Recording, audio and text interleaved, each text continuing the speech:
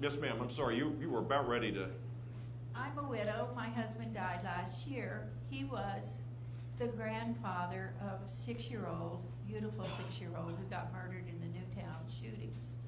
I want to know, I was the step-grandmother. I want to know,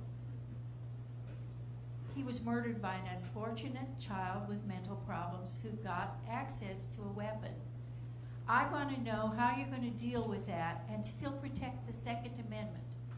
Well, first of all, I think that most of the common denominator, perhaps not in every case since Newtown, because this is so heartbreaking to see these cases, and it's not just Newtown. Now we've seen, the case of Charleston and other places. It's horrific because it's now so much more visible too. It really does cause pause for sure, and it's heartbreaking. Most of these cases, I think, the one common denominator is that these men, I don't think there's any women, I think it's men, young men, in this case very young child, gets isolated from society, further and further removed, disconnected completely, lives in an alternative kind of universe, and is very, very mentally ill. And we haven't figured out a way to provide mental health in the broadest possible way. And as a society, we're becoming less and less neighborly. We're not as connected to one another as we once were. And part of the problem is, I walk into rooms sometimes, like in the campaign, all these millennials are working in my campaign, like 15 people sitting around. They're all talking. Are you texting? Campaign Carl's doing it. Campaign Carl's doing it. See? Even Campaign Carl's into the millennial deal. But we're naturally, I'm not saying everybody that does that's got mental issues, but we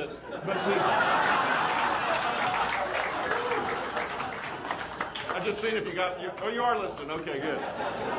But we have to figure out a way to protect privacy and to have greater access to and spend money on mental health issues, because it is a huge problem. It's also the problem, there was a groan when I talked about heroin addiction.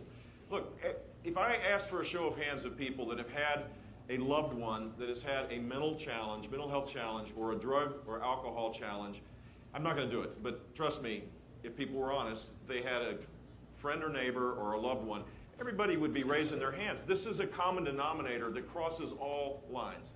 And I think we need a much more cohesive strategy to deal with these things. I frankly don't think altering the Second Amendment or altering gun laws necessarily is the answer to this. I don't see that as the solution. Florida has strong gun laws, and we have less gun violence. It's not to say, I can't promise you that one of these tragic cases won't happen in Florida, because it's likely to happen. It's not necessarily I don't think this relates to the gun laws. I think this relates to something deeper and more concerning.